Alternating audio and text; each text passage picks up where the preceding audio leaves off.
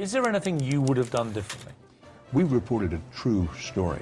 Our colleague Brian Williams is back in Kuwait City tonight after a close call in the skies over Iraq. Controversial Supreme Court nominee Brett Kavanaugh and questions about Kavanaugh's drinking in the past. Sean Hannity, come on up, Sean Hannity. Today, Andrew Cuomo is having a moment. Hello, I am Chris Steyerwalt. And I am not Eliana Johnson. True. Welcome to Ink-Stained Wretches, where we break down what's going wrong and what's going right with the American news media. And gentle listeners, as you could tell, that was not Eliana Johnson. And it is my great pleasure on this early in the week episode, a treat for you on this week before Labor Day, to offer you another treat. And that is David M. Drucker. He is my longtime friend. He is my colleague at El Despacho. And he is, if he will allow me to heap praise upon him, one of the last best real campaign horse race reporters in a world where everybody writes everything as horse race. Very few people are actually doing horse race coverage that go out on the campaign trail, that work sources, that really cover the race as it's happening. David Drucker is one of those, and I admire the heck out of him for it. Even if he was not a wonderful husband, father, chef, and pocket square aficionado. Welcome, David Drucker. Thanks so much, Chris. It's great to be here. And I know that you've never guested before. You've never been on Wretches before, have you? No, I've not. Now, I've listened, I think, to every episode, including the interview episodes, but first time swinging the vine through the actual podcast itself. And so we should just say you're a Californian. You worked in California, covering California politics, and you came east. How long ago did you come to Washington? So it was August of 2005, so 19 years, just last week, actually. And you worked where? Give us a quick run through. Quick rundown. Second career started at a small suburban daily 60 miles east of downtown Los Angeles, the Inland Valley Daily Bulletin. Went to Sacramento for them, covering for a number of newspapers. Out of Sacramento, covered the 2003 recall when Arnold Schwarzenegger was elected. Came to Washington, worked for Roll Call when it was still the thing. Ended up at the Washington Examiner for quite a long time. And then in the past couple of years, I am at the Dispatch and very happy to be there. And you and I never overlapped at the Examiner, is that right? No, you left and then I came in. Well, everything got better as soon as I left. You arrived. And well, that's debatable, but fair enough. You have been frequently my guest on The Hill Sunday, and people know you from lots of television hits. And so that's who David Drucker is. So without further ado, let us dive into our front page.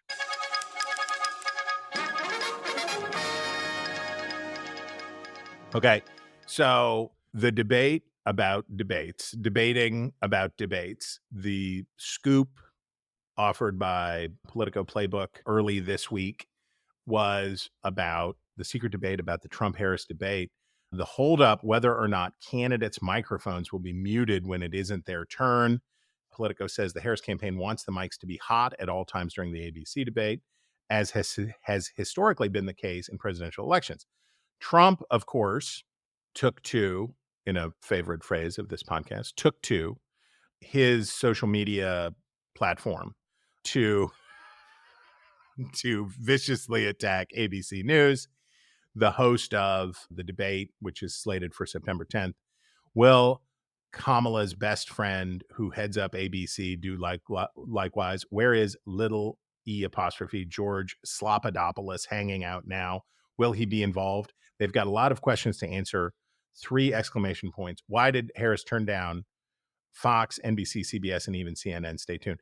She did agree to NBC, and I believe that there is still a debate, though in the shifting sands of the debate negotiations is unclear, but I think it's the 26th or so of September that both of them have putatively agreed to debate with NBC later next month. But then we have Trump threatening to pull out of the debate after visiting Arlington National Cemetery. He continued to stoke fear that the debate would somehow be called off. David Drucker, what is happening? Well, this is our quadrennial debate about the debates. Even when the Commission on Presidential Debates was hosting these events and controlling them, and that's how it had been for, I don't know, roughly 40 years, 35 years, something like that, where they got to pick the host and they picked the venue. There were always debates between the candidates about, minor rules and regulations that would govern how they were going to interact. What's very interesting here is that there are a number of ways in which I could cover this, Chris, right? I could look at it as Donald Trump, once again, threatening to pull out of a debate, threatening to pull out if he doesn't get the rules changes he wants, trying to cast doubt on the credibility of the debate host and the journalists that are going to moderate.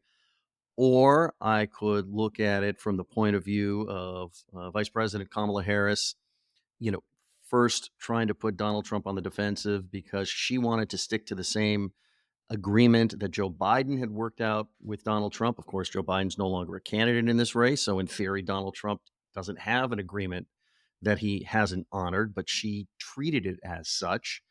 And then you could also look at it like Donald Trump said he would debate anytime, anywhere, at least when Joe Biden was a candidate. So why are you having issues since you said anytime, anywhere? And then we could just look at it like this. The vice president hasn't yet sat down for a major interview or held a major news conference with all comers. And the debate is extremely important to her, even if they're not acting like it. So clearly she wants to get this done. That's why, in fact, she wants the mics to be hot, because she thinks that she's going to succeed in a venue like this, in an event like this. So the question is, which angle do you choose? How do you get the context right? And then ultimately, I get back to this. We're going to expend all this digital ink. And at the end of the day, these two are going to debate. The debate about the debates is absolutely nothing new. It just gets a little bit more attention. I think that the possibility, so the first premise is Donald Trump needs this debate to happen, right? He 100% needs this debate to happen. As of this recording, Harris has opened up, and we talk about a Democrat needs to win the national popular vote by like 3.5 points in order for the margins in the swing states, which are more Republican than the country as a whole, to carry, right? Biden, it wasn't a squeaker because he nicked Trump in 2 southern states, or 2, Arizona and Georgia, but it was narrow, right? The margins were 10,000, 20,000 votes. And the Harris is now leading outside of that bubble, right? And Donald Trump needs the trajectory of the race to change. So I agree with you that this is a lot of flummery and Trump working the refs and trying to get more favorable circumstances. But what I wonder is, how does Trump really feel about being treated like a child? And if his campaign, and you can tell me whether this is true or false. My guess is that the Trump campaign, certainly the La Savita Wiles faction in the Trump campaign, would really prefer if the mic stayed muted, right? They would really prefer if the mics stay muted because the muted mics help Trump. But I wonder how Trump and the MAGA brethren feel about the idea that a device that is said to have helped Trump because it silenced his voice is something that they want to fight for. Look, I think that if you want to talk about how Trump's MAGA base and any advisors or supporters close to him that are from that world, I don't think that they believe he needs any constraints, right? If you have followed, as we're paid to do, how these people feel about Harris on social media platforms, they do not respect her at all and don't think she has any really talent to offer. And they think that a debate is a perfect place for Trump to do to her what he did to Joe Biden. Now, I don't think they're correct in that regard. I think they're misunderstanding exactly what kind of politician Harris is today, and they're misunderstanding why Trump was tripped up in 2020. And a big reason why he was tripped up in 2020 was that first debate with Joe Biden. That's why the Wiles La Savita faction wants that mic muted. I would add, however, that I think the visual alone will do what the mic may not, right? Because if we all watch that debate with Joe Biden June 27th, it's Joe Biden never gave Trump an opportunity to make a mistake. Trump obliged by not making mistakes of his own, but the visuals and the split screens are enough to communicate a misstep, even if the mics are not hot. But I think ultimately, Chris, a lot of this is about alpha male, alpha female stuff between Harris and Trump and who dictates, because who dictates is the stronger leader. And so much of this is about that. Donald Trump, I don't think beat Joe Biden in their first debate. I think Joe Biden beat himself. I think that the muted mics were bad for Biden because it left those painful silences, right? It left the crypt-like energy in that debate hall that Biden, looking dazed and bewildered and struggling for words. I think that the muted mics helped Trump in the sense that the muted mics really hurt Biden. There's a new line of argument, and Rich Lowry had a piece in the New York Times this week about how Trump can attack Harris's character and attack her as weak, and that the weakness of Harris, that her flip-flopping points to weakness, and that her back and forth, her vacillations point to weakness. I will only caution any Republicans who are listening. Calling Hillary Clinton crooked was an acknowledgement of Hillary Clinton's strength, right? You can't be crooked if you're a vassal, right? You can't be crooked if you're a weakling. You need strength to be a crook. You need bad character and strength. Calling Kamala Harris weak, emphasizing her weakness, is kind of a problem when you're talking to a woman, right? It doesn't hit the same when if you say of a man, this guy's weak, that's bad.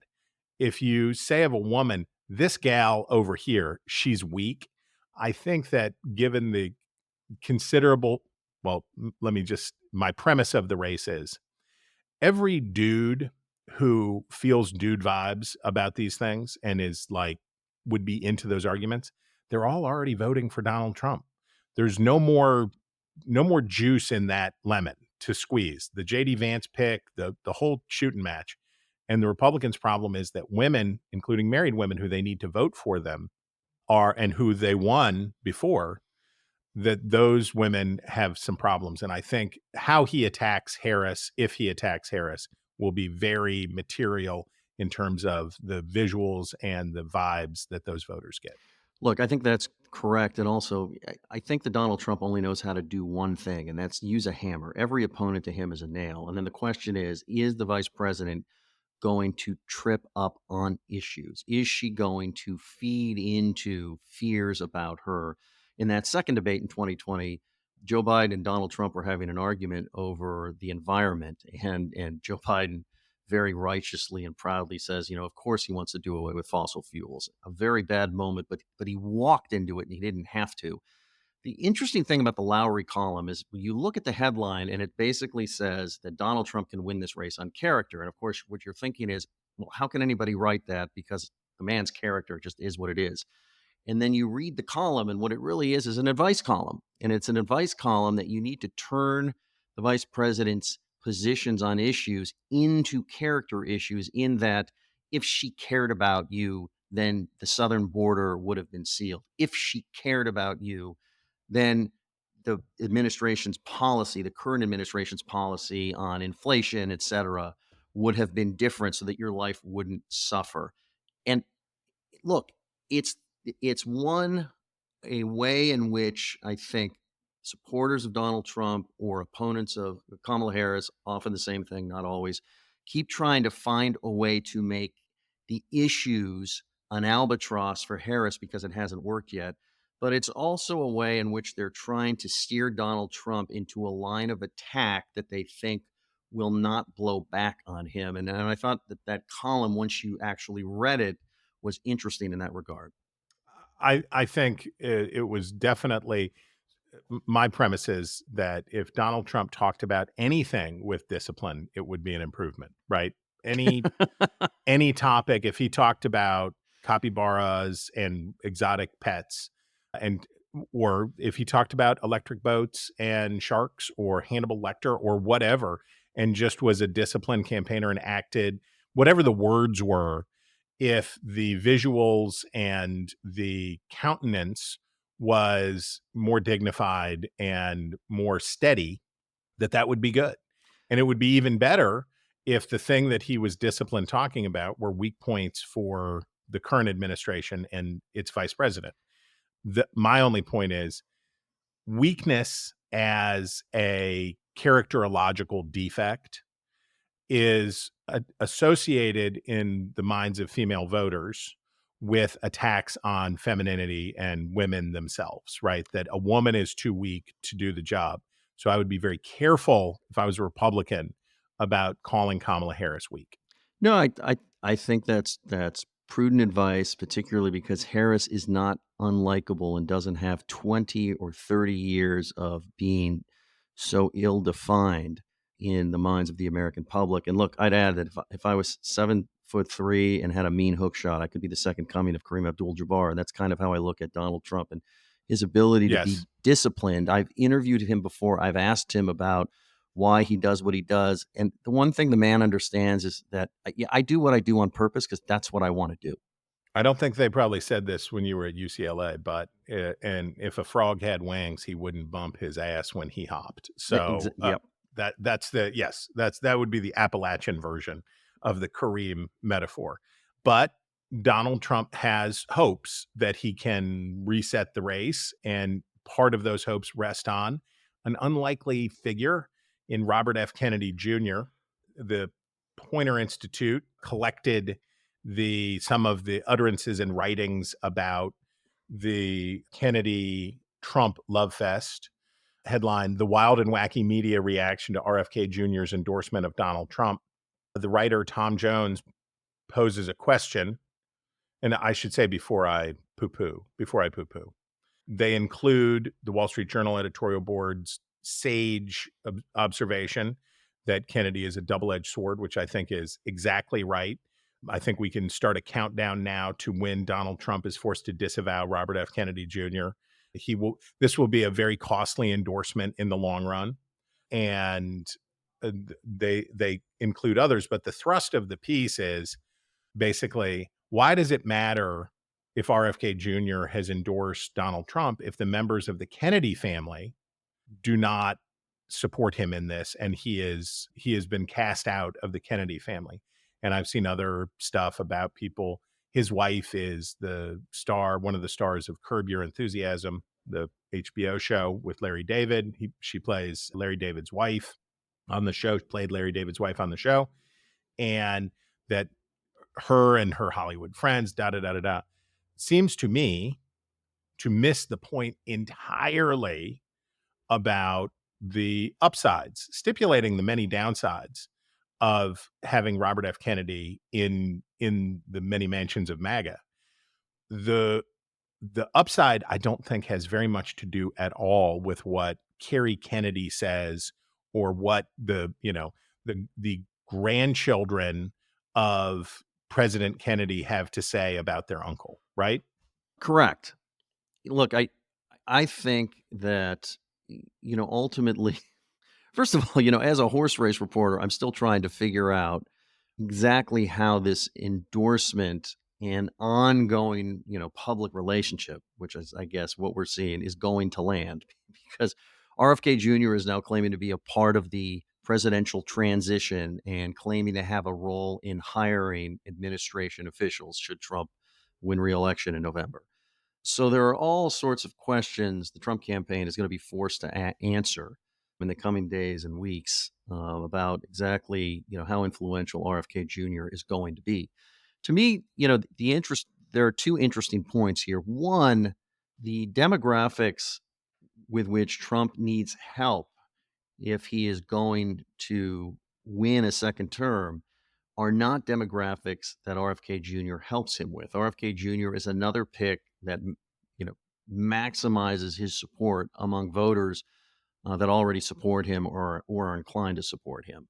But the second thing is sometimes we have to allow time to elapse, and Chris, you and I talk about this all the time, before we can begin to talk intelligently about the impact of an endorsement or movement in a race. I typically like to wait until the week after to see how polling shakes out. But there's always a rush to judgment with these things. And there's still a possibility that this really amounts to nothing other than it was a new development and the first new sort of development on the Republican side of this race that came the day after a Democratic convention in which we were all, as political journalists, focused on Chicago and the Democratic convention for, roughly a week.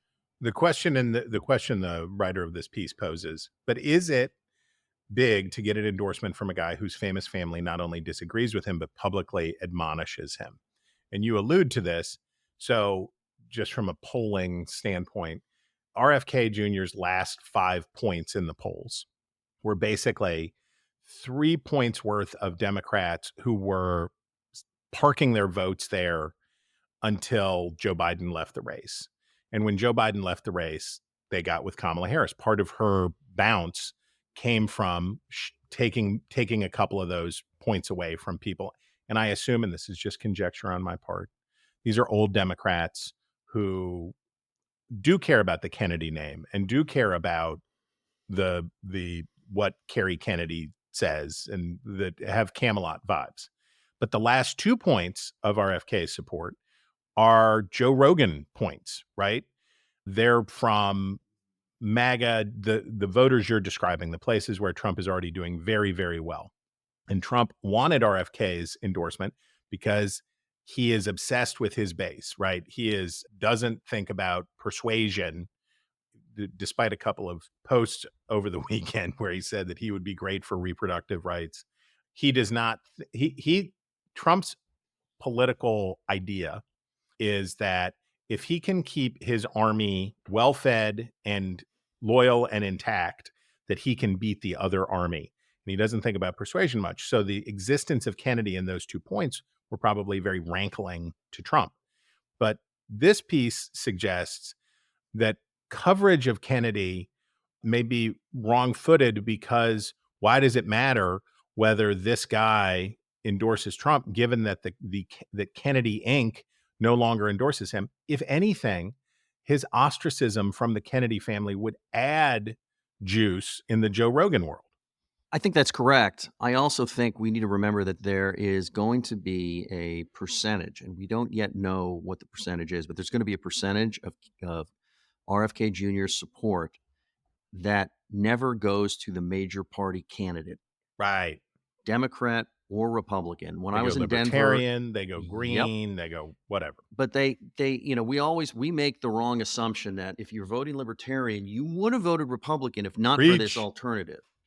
If you are voting for Jill Stein, you would have voted for the Democrat if not. Right. If only Jill Stein hadn't been on the ballot, I would have happily voted for Kamala Harris. But she's there, so here I go. And that's actually not the way it works for a certain percentage, sometimes significant, of third-party voters. They only vote for the outsider, for the candidate that basically can't win and is never going to win. They're voting against the system. They're voting against the choices. They're voting. It's a protest vote. Yes, and you're not going to lure them into the establishment. And Donald Trump is the Republican establishment, whether he likes it or not. And I met voters like this when I was at an RFK Jr. rally in Denver in May. I met people who liked Trump, who liked Biden at the time, but also voters who didn't like any of them, but finally had a champion, at least for a moment. Yeah, to stick it to the man. And as I have said many times before, 5% or so of the electorate's not going to vote for either major party candidate. Could be 4, could be 6, but there's always that share of the electorate that writes in somebody, votes for whatever. The share would have been a lot higher if it was Biden versus Trump, but it's still going to be, I forget what Gary Johnson got in 2016, but he got, a few points, and Jill Stein got a couple of points. And I want to reemphasize your message. Those were not votes that would have gone to Hillary Clinton or Donald Trump, but these are votes that were against both Hillary Clinton and Donald Trump. That's the point of those votes, are people who say, I'm not giving you my support. I'm not participating in your reindeer games. Yeah. And I think it's important that we get the context right when we're discussing and reporting on what is happening with this and what the options are for what may happen.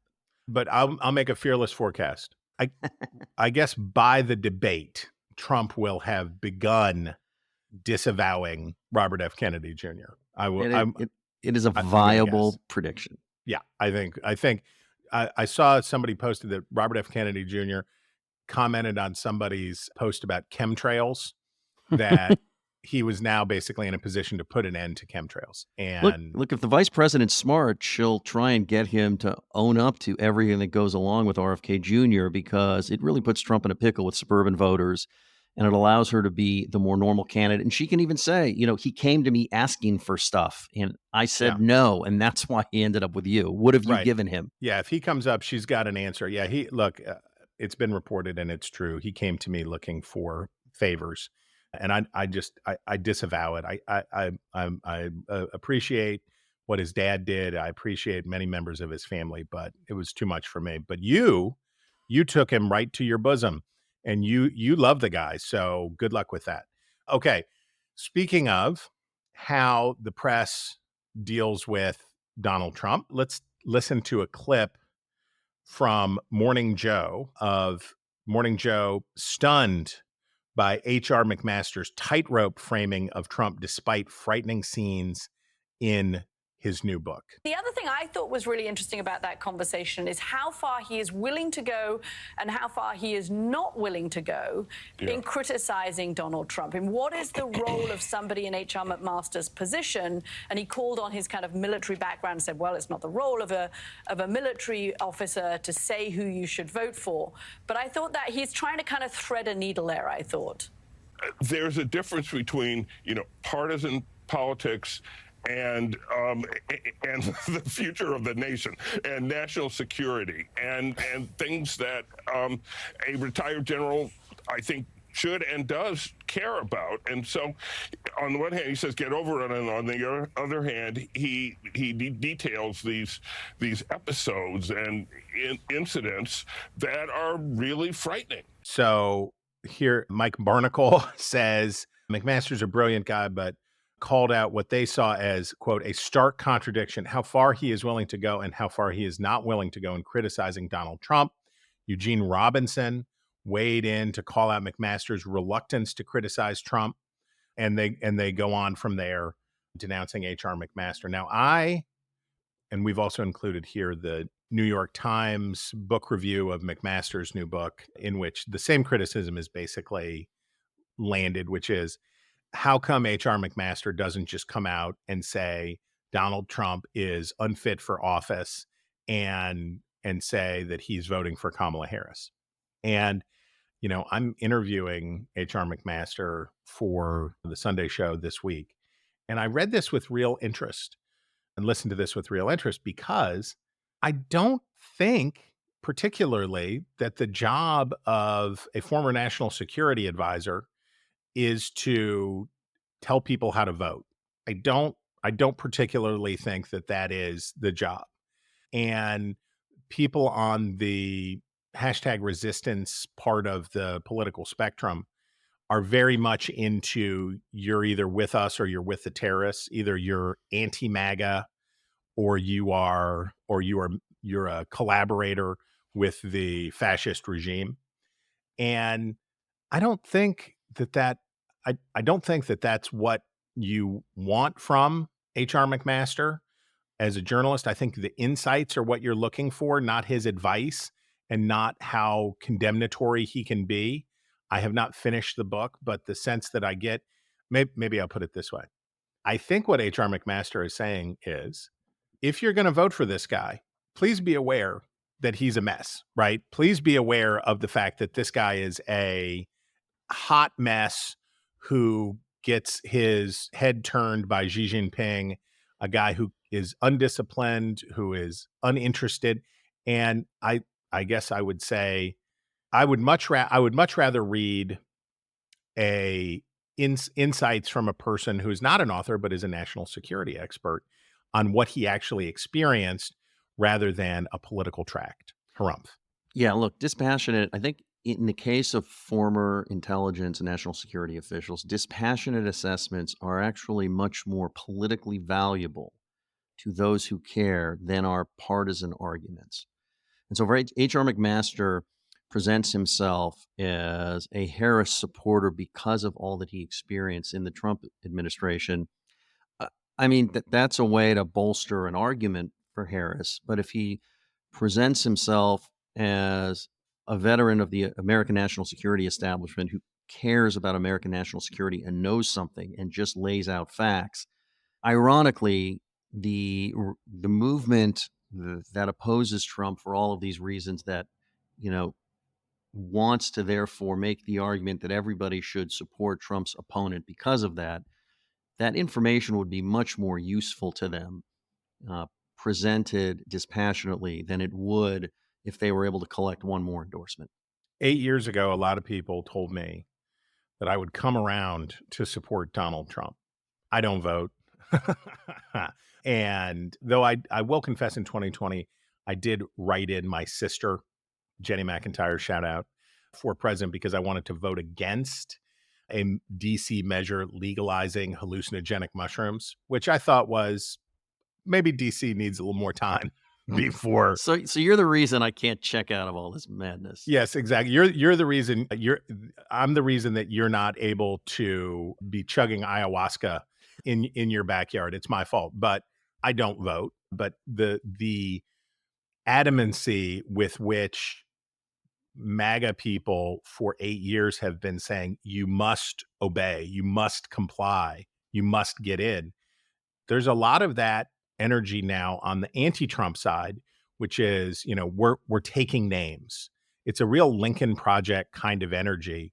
And I don't think it's convincing to people. I do not believe that it is convincing to people, that kind of social pressure to if you've left this tribe, you have to join another tribe.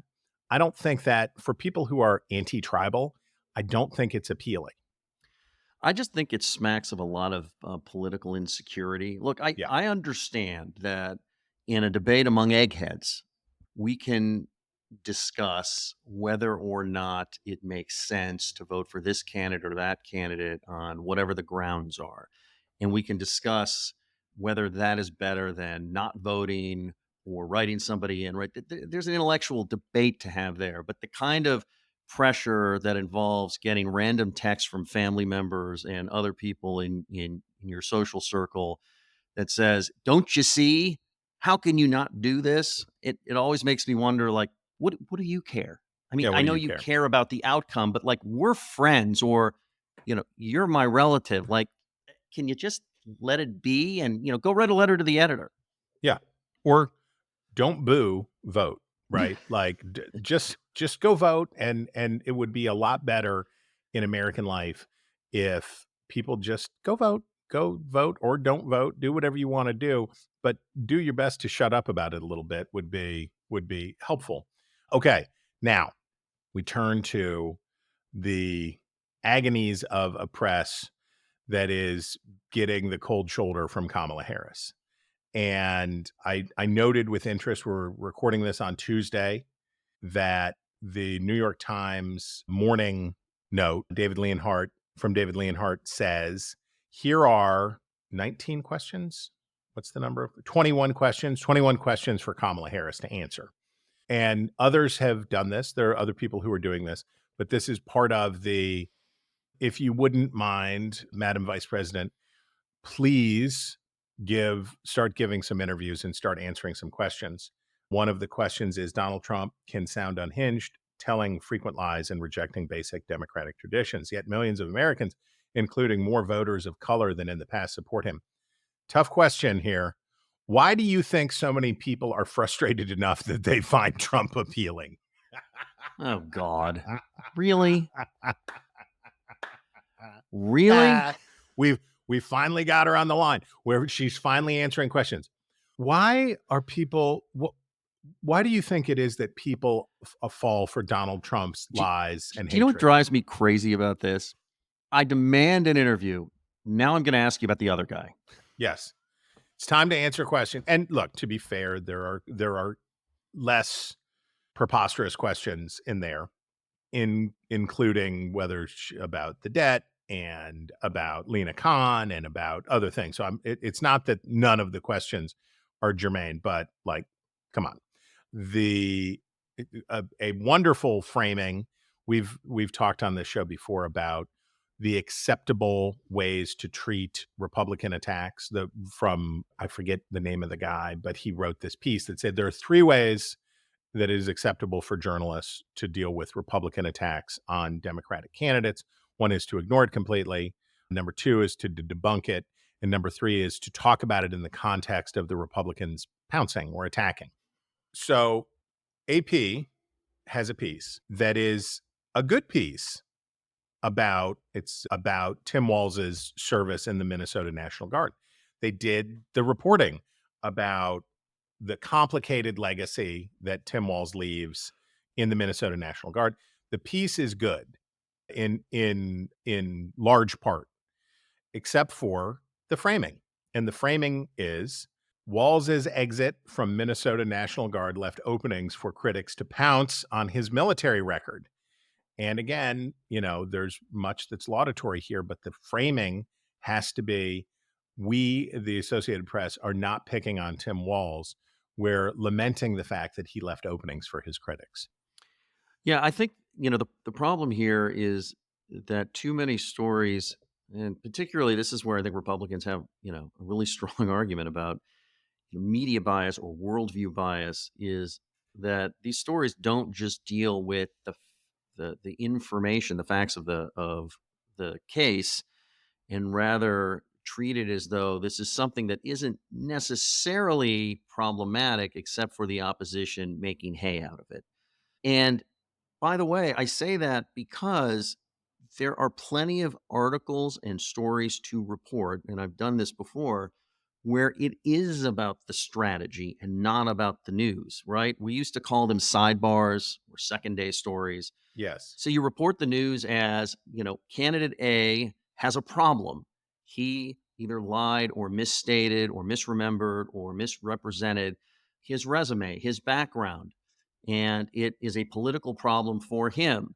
Here's what the opposition says about this problem that candidate A created. And then the next day, you can write a story about the opposition seizing on something strategically because it was presented to them. And then if you want to talk about pouncing, I'm fine with that. But there should be more first day facts of the case reporting. One of my many complaints, my endless litany of complaints, is you and I are supposed to be sometimes food, right? We are not the horse race political coverage, election forecasting, election analysis, campaign analysis. We have these moments every other year where for several months we get to be a big story. But what has happened is everybody wants to do horse race because they don't want to write about policy. They don't want to write about real implications. They don't want to write about that stuff. They just want to ask the question, I call it the Politicoification of Washington journalism, which is, did it help you win the day? Was it good or bad? Was this politically good or politically bad? As opposed to what the Associated Press should be doing here, which is, we're just going to take a hard look at what Tim Walz had to say. We're just going to, the audience capture part here is when you tiptoe up to your readers and say, I hate to mention to you this thing, and it's really too bad that Republicans or Democrats are being mean about this. But right-wing media does it. It's a common practice, but it is using horse race as cover for doing your job, and you shouldn't have to use horse race as cover to do your job. No, you shouldn't. And I have to say, it's one of the reasons why my favorite part of campaign reporting are early in the election cycle, particularly the first year of the election cycle, when you can take deep dives on candidates and issues, and the political implications are so unclear that there's little reason to focus on that, except as primaries get closer. My least favorite part of the election cycle is about to hit on Monday with Labor Day, because everything is politics at that point because everything is moving so fast, and it is much harder to focus on things other than the impact on the horse race. Yes, it is as I like to say, it's Easter and I'm the bunny. Let's go, right? Like here we are. This is what I'm like a shot putter from the Olympics. Every 4 years, baby, it happens. It happens, and I'm here for it. We should do it. But everybody else does not need to do the shot put. Leave it to us. Leave it to you and me. We'll be out there hurling heavy things, jumping over things. We can do it. The Associated Press can just write about what it's supposed to write about. Endorse. You flagged this piece from Axios about Harris flip-flops on building the border wall. What did they say? Well, they reported that she had changed her position on the border wall and that she was against it, like most Democrats, and now she's for it. Except when you read the story, and by the way, I commend the news of the story, that they would write the story. What kind of flummoxed me is I was like, wow, new flip-flop or new change of position. I need to know, like, who said it? Did she say it? Did a campaign aide say it? How was it framed? Some border wall, a lot of border wall. Like, what's the deal? Well, as it turns out, she changed her position because several months ago, she supported the bipartisan compromise that the Biden administration was working on with a gang of Democratic and Republican senators, including, a couple of very conservative Republicans. And that totally changes the context of the so-called flip-flop. I mean, first of all, politicians regularly are for something, but then in divided government, when they try to get things done, they need to make compromises, give the other side something. But the other side also has to take something. And it is natural when you're in an administration that is negotiating with Congress that this sort of dynamic would play out. So number one, this wasn't a post get into the race after Biden dropped out, change of position or flip-flop the way we have heard from the Harris campaign on socialized medicine and her previous opposition to fracking. Now she supports it. And the context of the flip-flop, so-called, is in the context of a negotiation that's give and take, where we don't really ever talk about give and take in that way. And so I just thought that the headline and the framing of the story were all wet, and it should have been done differently. Especially coming from Axios that did the Czar Not Czar, the now infamous, they're calling her a border czar. And it's like, here are the 4 pieces that your site previously published calling her the border czar. Oh, right. That was us. Okay. Our bad. Hundo P. If you listen to The Remnant, if you listen to The Remnant, you know this too, because I've complained about it on The Remnant many times. But if you listen to Wretches, you know that I have real reservations about fact-checking as a subgenre, as a subdiscipline of journalism, because my premise is that all journalism is supposed to be fact-checking. That's what it is. That's what we're supposed to do. We're supposed to check our own facts. We're supposed to check the facts that others put forward. That's kind of the gig. Well, most of the enthusiasm for fact-checking as journalism had resided on the left side of things. And we can think of occasions in which why weren't they real-time fact-checking? We talked on this podcast about complaints that Donald Trump was not fact-checked in real time in his convention speech. How dare he be allowed to do this? And where's the fact-checking? And this goes into the misinformation and disinformation industrial complex of people who believe that once we have these Solomonic arbiters of truth and falsity, that we will finally be freed from the problems of human nature, which I think is a bunch of hogwash. Interesting. Given Kamala Harris's, my premise for Kamala Harris's campaign is that they decided, and not just with patriotism, but on a host of and positive things, that they said, we're not going to let Republicans steal this from us anymore. They've also decided issues don't matter that much, or facts don't matter that much. Policies don't matter. Vibes about things, right? We remember the infamous line about Donald Trump about the press took Donald Trump literally and his voters took him seriously. And what that meant was they know he's lying. They know that he doesn't, when he says he's going to build a wall and make Mexico pay for it, what he's saying is that we need to increase border security. And there's been a shovel brigade going behind Donald Trump for these 8 years in which they say, well, what he really means and what he's really doing, and you guys are taking him too literally, and it's about this stuff. The Harris campaign is like, we want that too. We would also like that as well. We would like to talk about how we feel about how things should be, but not get bogged down in details. Well, guess what? In this moment, the fact checkers are losing popularity on the left. And I think some of it is very critical and important. And I always welcome hypocritical agreement. I'll take every time, right? That's fine. Whatever motivated reasoning brings you to my point of view, I welcome you here with open arms. But the reason that some are offering for why Kamala Harris should not be fact checked, and the many complaints, and this is a piece from Press Watch by Dan Frumkin that basically says, when the fact checkers fact checked, including the Beyonce, and I assume Beyonce did not come to the Democratic National Convention because you still have beef with her because you dumped her long ago. And I understand. I get it, David.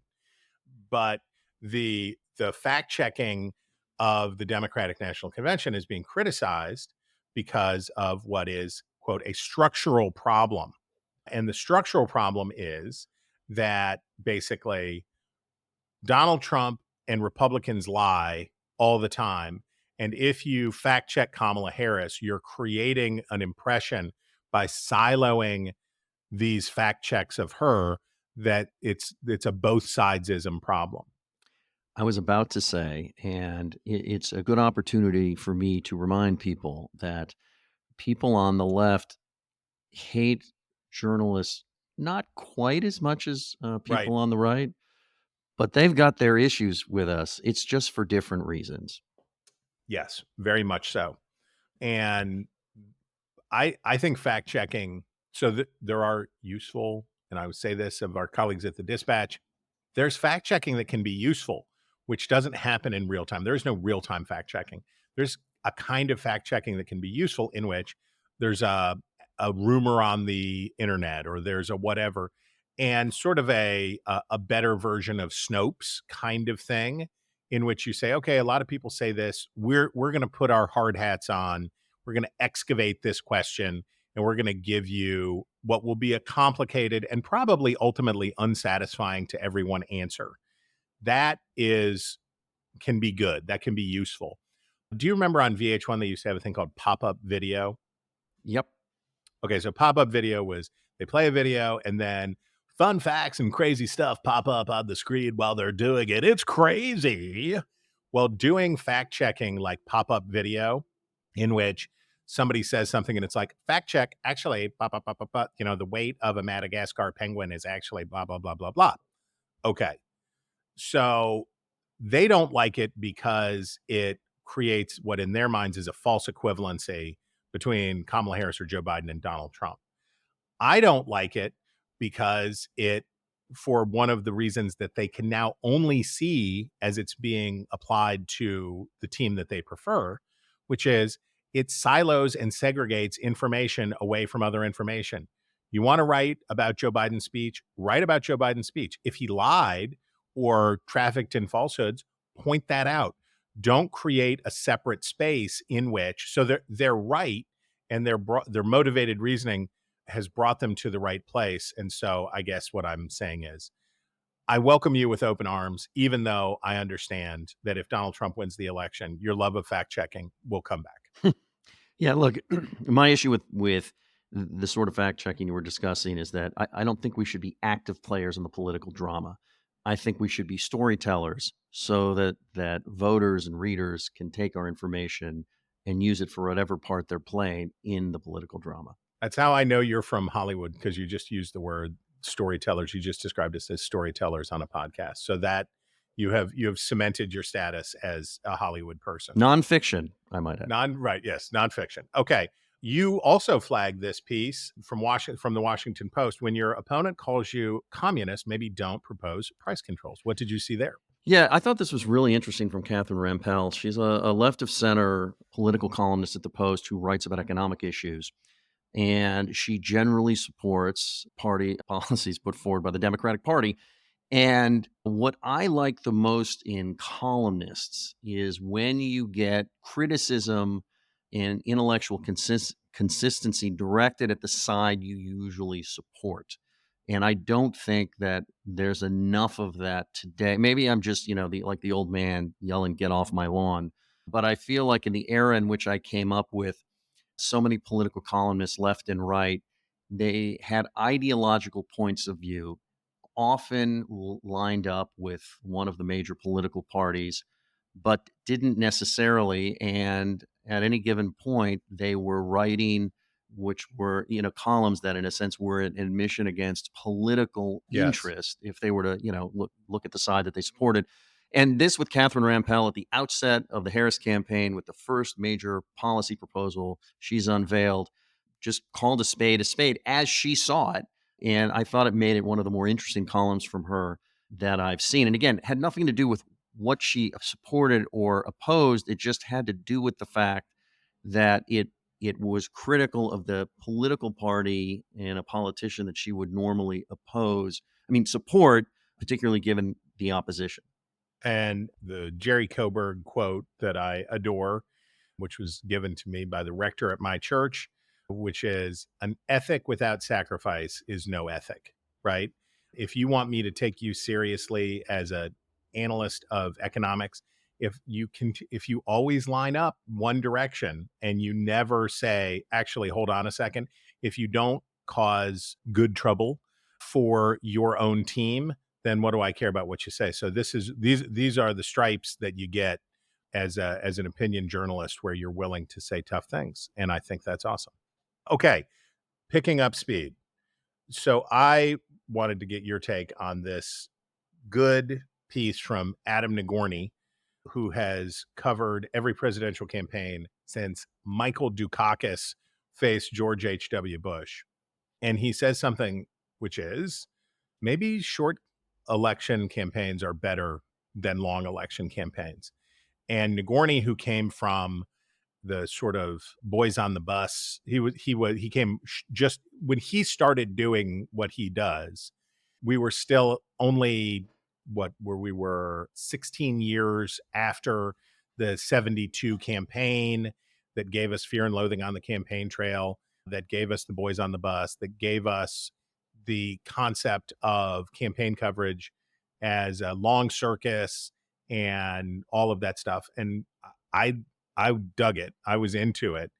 And here's Nagorny, who's been to the fair and seen the elephant, saying, actually, maybe it's better for the country, even if it's less interesting for us, maybe it's better for the country. Maybe Kamala Harris and the Democrats have shown us something useful here, which is that 10-week campaigns are better than 10-month campaigns. Well, it's an interesting question. Part of this is just that politicians are always looking for an advantage. I was writing about Republicans traveling to Iowa and New Hampshire in January of 2021, soon after Donald Trump left office, as they were, preparing for the 24 primary and not thinking Donald Trump would be a part of it. Part of this has to do with the advent of 24/7 cable news, and they need news to fill time slots, and political news is endless and easy. But I will say that there is a certain, notwithstanding that I enjoy the work the most early in the cycle when I can take deep dives into candidates and political trends and issues as opposed to the horse race, there is something compelling about a fast campaign, just professionally speaking. And I will point to, as I talked about briefly earlier, Chris, one of the first big campaigns I covered, which was the gubernatorial recall in California in 2003. Arnold Schwarzenegger signs his candidacy papers in July. The recall election was October 7th, and it was like a 6, 7, 8 week sprint. He didn't have the big lead up, no primaries, just he's in, and the next day it's off to the races, and it's all over in 8 weeks. And there was something awfully exciting about that. I think it is true that if the country were less obsessed with politics, as much as I am obsessed with politics, the country might be in a better headspace. And I think professionally, it might be fun if these campaigns, at least the heart of the campaign, was shorter.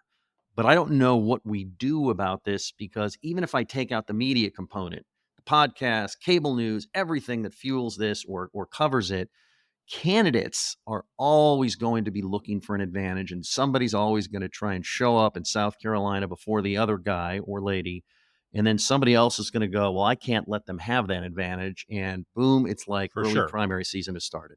I wrote this last week basically saying if Kamala Harris wins, the Republicans are not going to want to let Democrats have the upper hand in terms of being able to pick their own nominees and launch them at times propitious to their interests.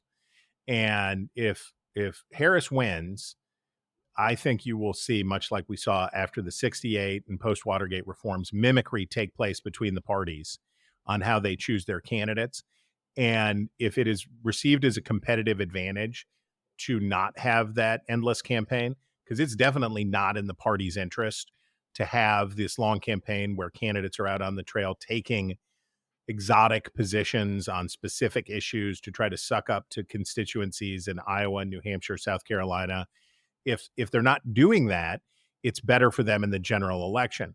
Primaries hurt the parties in general elections. And if the Democrats have figured out how to do this, I think the Republicans will follow suit. I don't know what the rule changes would be, how the primary calendar would be affected, how whatever would be affected.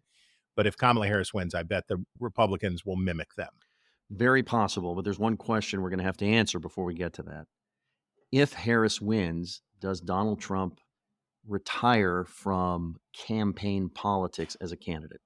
Oh, if Harris wins, the agony inside the Republican Party will be almost as great as if Donald Trump wins, right? The most agonizing story for the Republican Party of the next 4 years is Donald Trump wins, and now what do you do? And I'm not here talking about the policies that are implemented, whether they would like them more or less. They would like them more than they would like Kamala Harris's policies. But from a practice of politics point of view, if Donald Trump is restored to power, what happens in the Republican Party will be very, very painful. Almost as painful would be a Trump loss. And what do you do? What do you do with the J.D. Vances and the Josh Hawleys and all of the Republicans who got MAGA and the coming, and by the way, these fights are generally good for parties in the long run, but the coming crack up over, okay, Donald Trump is lost and he's either gonna run again or he's gonna, will it be his factotum who do it? Like, all of that would be quite a wild ride. But now we must move on to our business section. The Verge reports Gannett is shuttering site accused of publishing AI product reviews. The Gannett, which is, in terrible trouble and has been for a long time, had a consumer review site, which, as the New York Times Wirecutter and many others have discovered, can be good business model. So they're shutting it down. But The Verge reports that they're shutting it down after staff publicly accused Gannett of publishing AI-generated product reviews. And they present some evidence that it was so. The point, and if you listen, you know that I'm obsessed with what AI means for the news business and how that all goes, intellectual property rights and all that other stuff. If you want to use AI, and I don't know what Gannett did, but if you want to use AI, say that you're using it. Just do that. And I think as people's level of comfort with AI and large language models as it just becomes, have you noticed, by the way, when you go to a fast food, you probably don't go to fast food drive-thrus because you're a pretty sophisticated person. I have kids. Nope. Okay. Be surprised. I have kids. Have you gotten the AI prompts at the fast food drive-thru yet? I don't know that I've gotten that, but I do know now when I go to fast food restaurants, almost nobody works there. And I'm sure AI has a lot to do with that. But now if you go through the drive-thru at some places, you get a very friendly artificial voice that asks you to start making your order. And you start making your order, and then at some point a live human comes in, crackling static and It makes you wish you were talking to AI again. and you're like, oh, could I have the AI back? But as comfort levels go up, I don't think it would be bad if you just say, yeah, this is, we have a bot that does this, that reviews this stuff, but you can't pass it off. You can't try to pass it off. Well, I think that the part of the question is how AI is going to be used in journalism. I don't know that I gave any thought to AI conducting product reviews, but I would have a question as a consumer.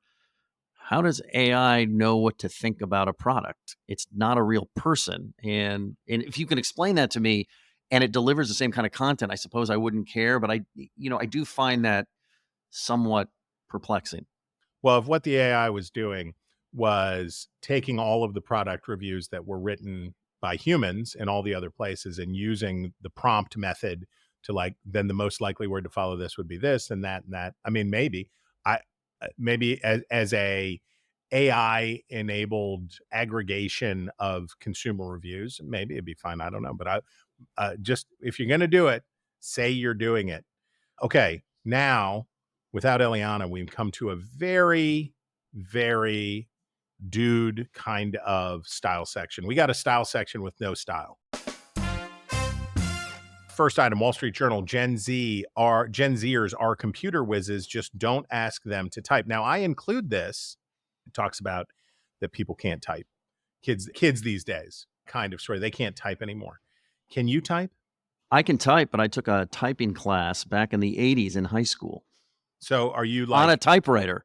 Are you a real kind of QWERTY keyboard, two Yes, hands? 100%. And it makes a big difference because I type I don't type for a living. I write for a living, but the words go, they go, it goes from my brain to my fingers in a particular way. And it goes quicker than it would otherwise because I actually learned how to type like a real typist. Well, I can tell you that I learned I'm fast, but I'm a hunter and a pecker. All of my digits, except for my index fingers, are curled up as I type, except for an occasional pinky that finds pinky and thumb get in the game sometimes with a return here or a space bar there. But I'm a furious hunter and pecker. And that was once a mark in a newsroom that I was not the real deal, right? That was the oh, college boy is here. You're right. Are you writing the great American novel or are you doing the police blotter? So I am definitely, I was ahead of the curve as a Gen Zer who cannot type. Yeah, it's interesting because my oldest nephew was headed into 9th grade, and as he was prepping for back to school, and they do this with kids now, they give them homework before school actually starts. He was typing on his computer with a program, and I said, "Is that a typing course?" And he said, "Yes." And of course, when I was, in the Stone Age, you didn't get a laptop when you were young because they hadn't been invented yet. So your first relationship with a keyboard was on a typewriter. You didn't have to learn to type until you were older. Now kids are typing before they've been taught how to type, which is, I don't know, is that writing before you're taught how to look at letters? I don't understand it, but you think you'd help kids out and teach them how to type. Okay. Did you get COVID at the Democratic National Convention? Knock on wood, no. But of course, I've been pouring vitamins into my pie hole every morning for the entire summer. So, what's your ivermectin intake like these days? What are you doing on dewormer? What is it? Vitamin B, multivitamin for old dudes, vitamin D, vitamin C, all of it. I mean, it's just every morning. It's part of my regimen, and I'd like to think it helps. I also, again, I've got a 12-year-old and a 9-year-old. They carry things around like luggage, and I don't want any part of it. The interesting, the cultural stylistic element of this for me is now that COVID is endemic, not pandemic, and it is like the flu or it is like a cold. It's not very lethal and it's highly transmissible. Unlike the cold and unlike the flu, we don't have tests for those things, but we do still have tests for COVID. And we have protocols in place about what you're supposed to do if you have COVID, if you don't have COVID. And it was interesting with the convention, you have the pandemic protocol still in place. So there's an etiquette around, okay, I'm sick. I'm sick. How sick am I? Not very sick. Do I maybe have COVID? Okay, if yes, do I need to go to the drugstore and take a test? And if I do, then what are the disclosures that I have to make? So this is, I find, to be an interesting cultural artifact left behind 2 years after the pandemic. It is, and there's a certain, I don't know if the word is stigma around COVID. In other words, if you have the flu and you happen to know, you don't feel like you have to tell everybody or shun yourself. With COVID, there's still this sense of, oh, maybe I should avoid people. I will say at the Democratic convention, I can count on one hand the number of people I saw wearing masks. That whole ship has sailed. Nobody wants any part of it. It was a big dance party in an arena, and nobody was worried about COVID in the same way they weren't going to be worried about a head cold or strep throat or the flu. Yeah. All right, now it's time to talk about our obsessions of the week. These are the stories that we couldn't get out of our heads. And David, you're the guest here, so you get to go first. What was your obsession this week? So Max Tanney at Semaphore he's the Semaphore's media reporter. And I actually really like his work. And because this is my industry, I'm allowed to obsess about it, and I do. But he had a piece, the subhead here is biography of a biography. And he asks, just how close did a legendary biographer get to his legendary subject? That's the question I've been wondering since Saturday morning when the New York Times published an excerpt from, and they go on to talk about this idea that Walter Isaacson, who wrote a very lauded or publicized biography of Elon Musk, this piece talked about whether or not Isaacson was advising Musk as to whether he should purchase Twitter, which of course is now X.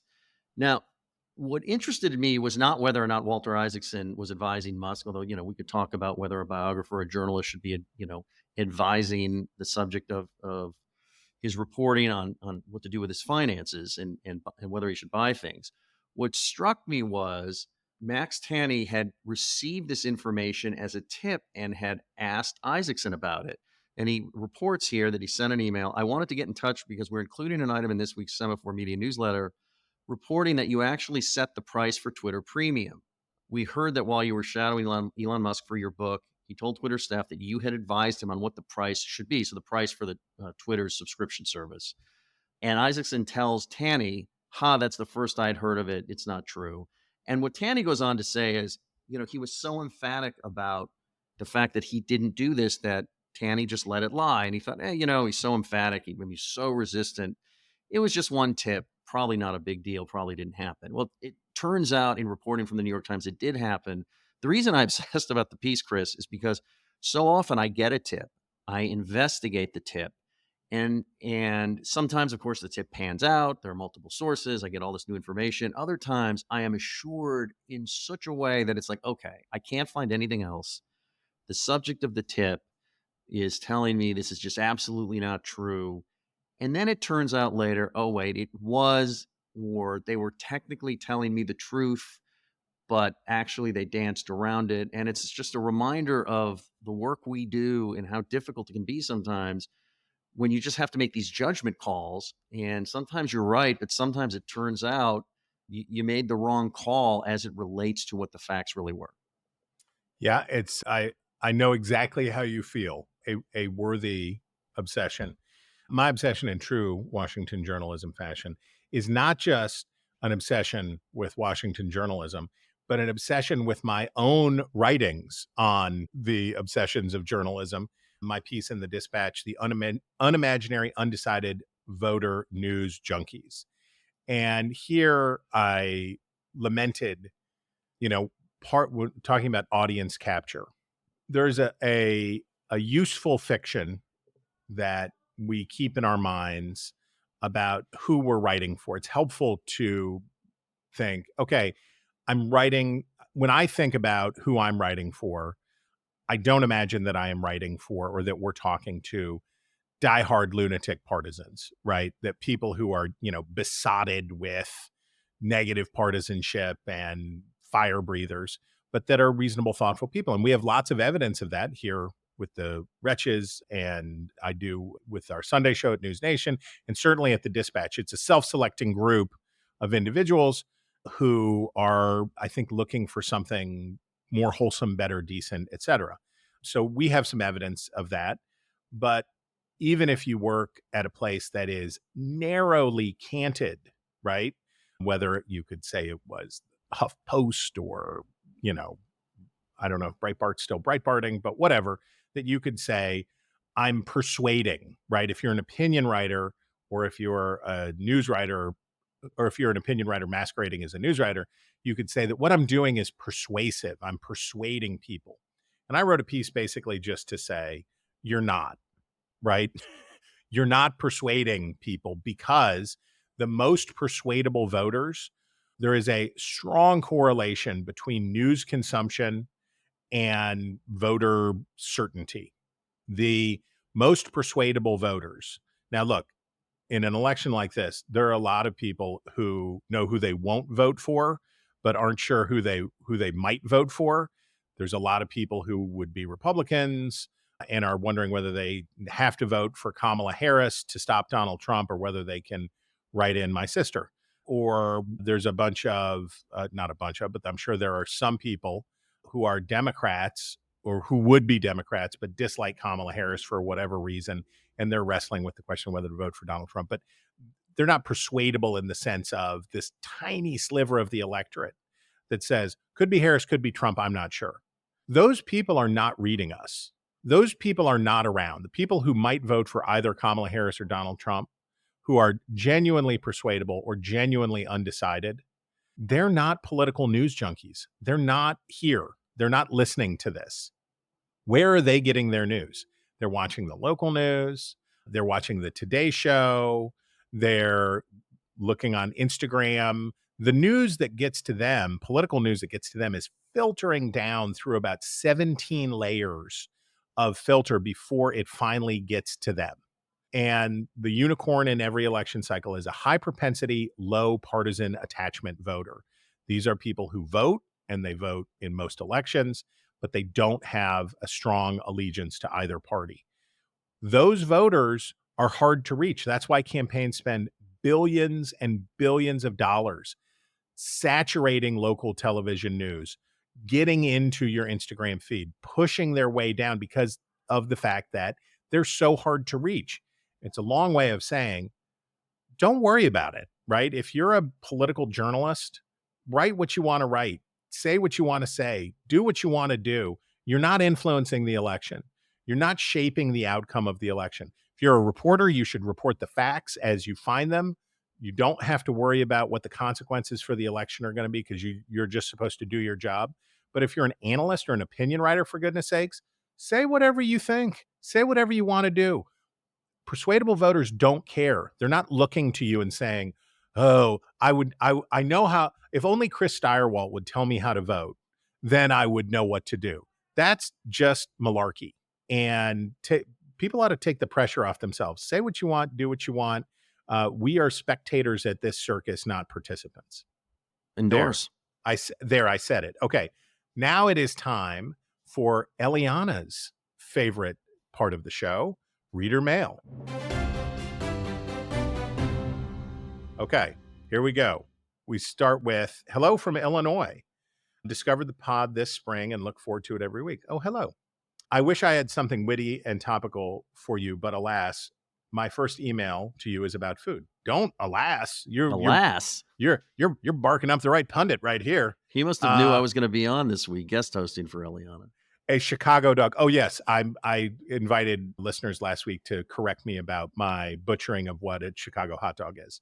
So our correspondent writes in, a Chicago dog is an all-beef frankfurter, such as a Vienna beef, poppy seed bun. I got those yellow mustard. I don't know if I mentioned the yellow mustard. Neon green, sweet pickle relish. Yes, I got that. Chopped white onion, tomato slices, dill pickle spear, pickled sport peppers. That's the name of them.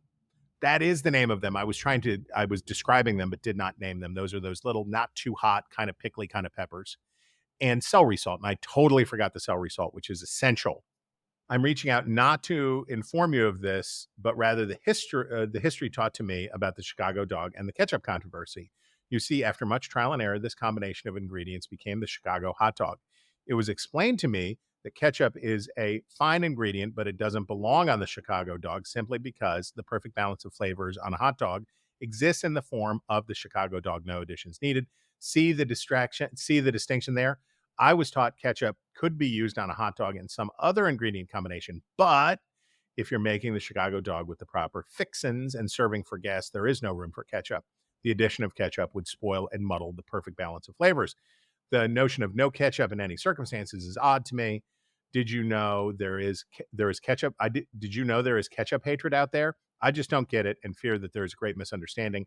As a West Virginian, was the lore of the Chicago hot dog as I explained, or were you taught to hate ketchup? From Brett Simon of Gilbert, Illinois, appropriately. Well, I can say, Mr. Simon, that ketchup does definitely not belong on a West Virginia hot dog, obviously, because a West Virginia hot dog is a small, snappy wiener, it's not a big bun, not a big wiener. It's a small thing. You're going to want to eat 2 or 3 of them. Yellow mustard, chopped white onion, check.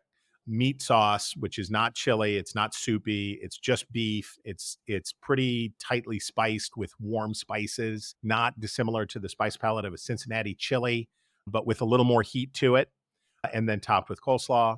If you went to Mr. C's, RIP, in Charleston, West Virginia, you get their famous yellow slaw, but the slaw you can be creative with, but it's supposed to be cool and creamy and contextualizing. And obviously, much as your description of the Chicago dog, there's no reason that you'd ever put ketchup on it. But David Drucker, I ask you, I do think that on what I would call a campfire hot dog, a grilled outdoors kind of hot dog, ketchup can be delicious. What say you? I mean, I think anything can be delicious in the right combination. There's nothing I won't eat. And I would add that anything with coleslaw is better. So all of this sounds very good for one reason or another. The Chicago dog has the pickle. The West Virginia dog has the slaw. And, my preference is for things that are grilled and condiments that are only needed in light amounts to enhance as opposed to mask. I think I'm I think if I were going to try to improve the Chicago dog, I'm a no relish. It's too much. The slaw is a better condiment than the relish for cool, crispy sweetness. And my experience with the tomatoes has not been great. So that's, Mr. Simon, that's where I am. And that brings us to my favorite part of the week, where we say something nice about our vocation. And I will begin, as always, by offering my favorite. And my favorite is an appreciation of David Drucker. Your most recent piece in the Dispatch, Brother Drucker, Josh Shapiro plots a course for his political future. Subhead, though Pennsylvania's governor isn't on the Democratic ticket, he still made the most of last week's convention. And it's my favorite, not only because you were kind enough to fill in for an absent Eliana Johnson, but because you got something out of the convention of lasting use. You took your employer's plane ticket and hotel room in Chicago, and instead of writing only pieces that are like amplifying and restating commodity news that's in other places, or doing a hot take about what it all means or whatever else, you did shoe leather reporting. Did he do a gaggle? When did you get these quotes from Shapiro? There were a few different gaggles. And as I report in the piece, and thank you so much, Chris, for the kind words and including it this week, he made a point of scheduling these gaggles. So we knew where he was going to be, and it wasn't just happenstance. He wanted to talk to the press. So he was making it happen. You know who wasn't making it happen? Gavin Newsom. What did you make of I know Gavin Newsom dropped by the Newsmax set and bombed their live feed, but I didn't see much of Gavin Newsom, another potential 2028 or 2032 Democratic contender. Did you see much Newsom? No, I did not. But, I also thought that was to be expected simply because the party was trying to allow the vice president to have her moment. Gavin Newsom is also from California. He's been talked about a lot as a presidential contender. And what you really saw the party do was make just clear the beach for Harris and her running mate, but primarily Harris, which is the smart thing to do with a convention. That's what they wanted. That's what they needed to do for her. It would have been too weird if he had been chomping the scenery and doing all that. But that was a great piece, and thank you for doing it. What is your favorite item of the week? Well, speaking of California, I flagged this piece from the Los Angeles Times. Now, I grew up in the Los Angeles area, so it's my old hometown newspaper.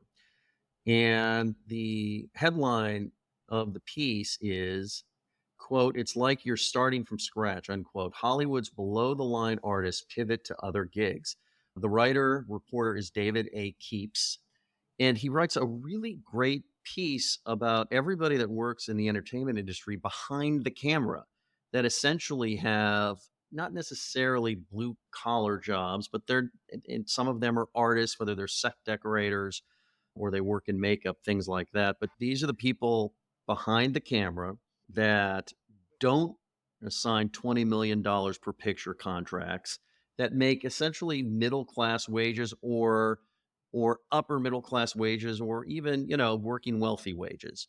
And the writer's strike has really upended the entertainment industry and put a lot of these people either out of work or made it harder for them to find the kind of lucrative work that enabled them to, buy a home, put their kids through school, things that we all think about with white collar jobs. I'll just read this top of the story to make the point here. Production designer Dave Blass wrapped his last big project, filming the Paramount Plus series Star Trek Picard, in LA in 2022 before the Writers Guild and SAG-AFTRA walkouts hit last year.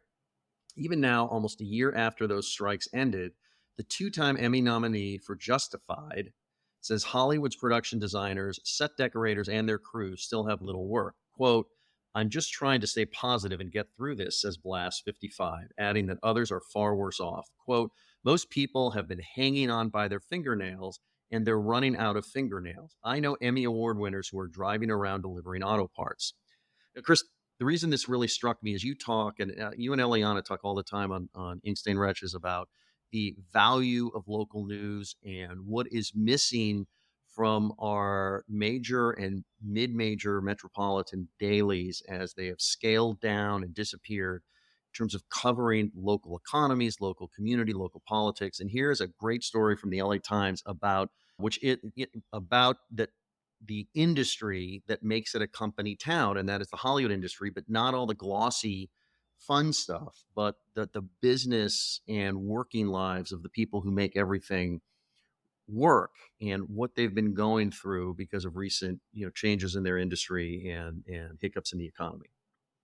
David Drucker, that's why we love you. We love you because you have an appreciation of these finer things and close to the ground. So you are a real mensch to join us, and I so much appreciate your work and so much appreciate your friendship.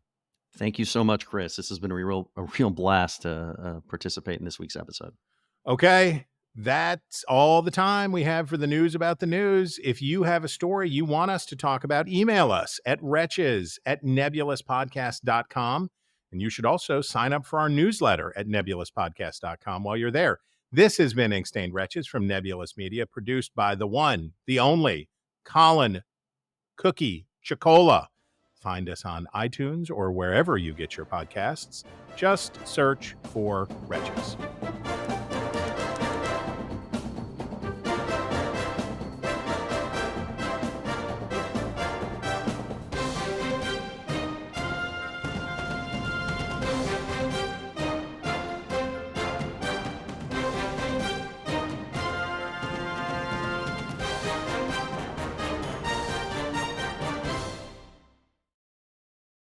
Is there anything